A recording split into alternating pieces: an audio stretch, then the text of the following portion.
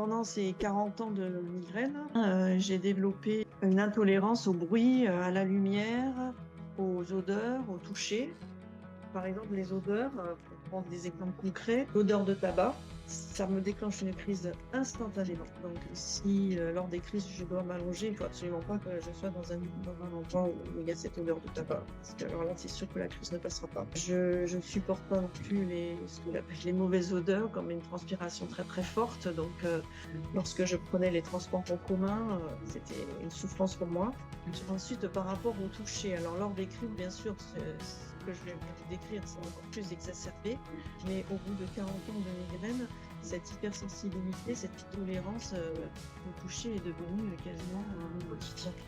Donc, par exemple, lorsque je suis touchée, plus exactement effleurée, cela met tout de suite mon système nerveux périphérique en ébullition. Je sursaute, je serre même les dents pour essayer de supporter et je sais que ça me fait monter la tension inexorablement. Et ça n'a rien à voir avec ce qu'on pourrait par exemple comparer comme les chatouillements que certains ne supportent pas.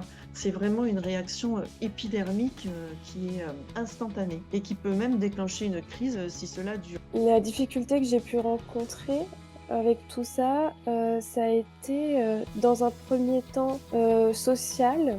Le fait de porter des lunettes de soleil en journée ou dans une salle de classe, c'est très mal vu socialement. J'ai dû avertir en début d'année mes enseignants que si je portais des lunettes de soleil en cours, ce n'était pas un manque de respect, mais qu'il m'était nécessaire de les porter pour pouvoir assister aux cours dans les meilleures conditions. De même, pour pouvoir aussi accéder à la culture ou encore à des services sociaux comme les repas à 1 € dans les restaurants universitaires, je suis contrainte de mettre mon casque anti-bruit puisque le brouhaha derrière m'est insupportable. Pour ma petite histoire, je suis étudiante en médecine et évidemment pour les besoins de ma formation, je dois parfois faire des gardes, soit d'urgence, soit en chirurgie, selon le service dans lequel je suis affectée.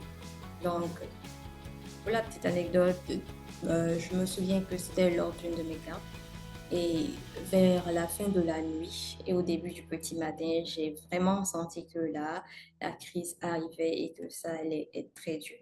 Que ça soit la nausée, que ça soit la fatigue, que ça soit la douleur, l'hypersensibilité au bruit, le bruit surtout aux urgences avec la présence et des patients et des collègues. C'était difficile, mais je n'ai pas réussi à avoir le courage de dire à mes collègues que voilà, je suis migraineuse, il y a ma crise qui arrive et je vais finir par devoir laisser ma place, me libérer et puis aller me reposer.